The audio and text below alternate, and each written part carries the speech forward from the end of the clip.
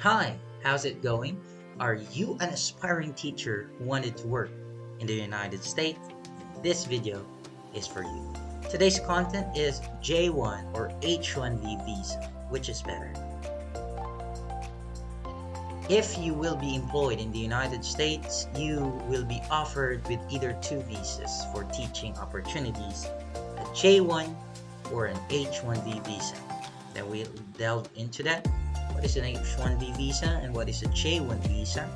So an H1B visa is a visa that allows U.S. employers to temporarily employ foreign workers in specialty occupation, while J1 is a non-immigrant visa issued to exchange visitors participating in cultural programs that promote cultural exchange.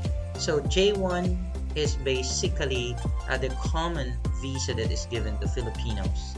When we say J1 visa, it's not actually a working visa, it's just an exchange program visa. That means you are put into the United States to learn from their culture. At the same time, United States is learning from you. It's just like you an OJT where you are not really working there, but you are given allowance. So that's the case in J1. Well, H1B is really a working visa, and I will show you the difference between the two and which is better. And I will show you what visa I was given by my mom. J1 and H1B. So, in terms of years, J1 has 3 years. You can be extended for 2 years. That's 3 to 5 years. H1B, 3 years extended to 3 more years. That is uh, greater years. Okay. Or longer years, I mean. In J1 visa, you're not qualified for OS benefits, while in H1B, you are qualified for OS benefits. That means you are an OFW in H1B. And J1, you cannot apply for green card. You need to be converted to J1 to H1B before you can apply to green card. Green card means you will be a resident in the United States. So H1B, you can apply for green card. That means it's a dual intent. It's not just a working visa. If your employer wants you and loves you, then they will process your green card. So you will be a US citizen soon. Next, J1 visa has no annual cap.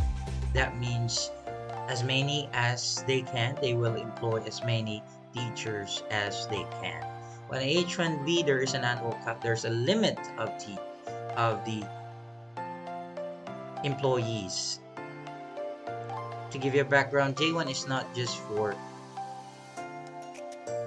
teachers, but it can be for students as well. H1B is not just for teachers, but for many other positions as well.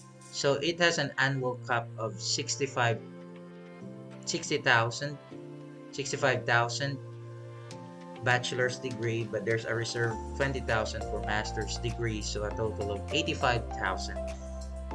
Not just teachers, but engineers and so on and so forth. So this is not easy to get, okay? Because there is an annual cap, except if your employer is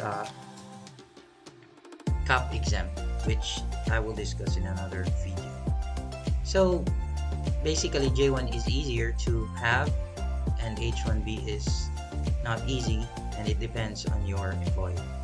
J1 is hiring till June. Most of the employers hire only till June for J1 visa because classes will start in August. H1B is hiring till October because hiring will start in April and then September because it's a long process. In J1, employer not required to sponsors. They can sponsor you if they want, but most of the time you will sponsor yourself. And I will show you to another video how much it will cost, estimated cost. And then for H1B visa, employer are required to sponsor. That's a good thing about H1B. That means they need to process and they need to pay for all the process in the United States, but there are processes on your end and you will accomplish that. Next, J1 is just 2 to 3 months processing, so that's a good sign for J1 processing. and H1B is 6 to 9 months processing. So a longer time, but there is premium processing, which I will discuss later on. In J1, you can bring your dependents. They are called J2. In H1B, you can bring your dependents as well. We call it H4. Dependents means your spouse, your wife, or your husband, your daughter, so long as they are not 21 years old and above, your parents as well. And the good thing about J1 is that dependents can work. Your wife can work there after 3 months of applying for in the government, and H1B they cannot work. That's a sad thing. So your wife or spouse must apply to an H1B as well. So in J1, dependents can study. The same thing with H1B, dependents can study. And J1, change of employer is easy. In H1B, change of employer takes time because you need to have H1B again. And in J1, a salary may meet the prevailing wage. For example, the wage is 40,000 to 60,000. So your employer may either give you just 40,000 depending your own qualification. In H1B, they must meet the prevailing wage. That means if the common wage for teachers is $50,000 annually, they need to meet that qualification. And in J1, it's not.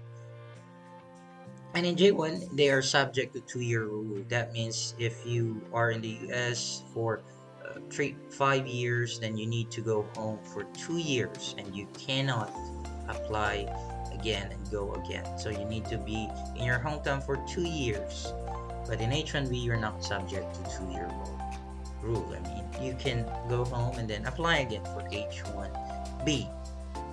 And then in J1, no premium processing. And in H1B, there's a premium processing which will cost your employer. But this is not required for the employer.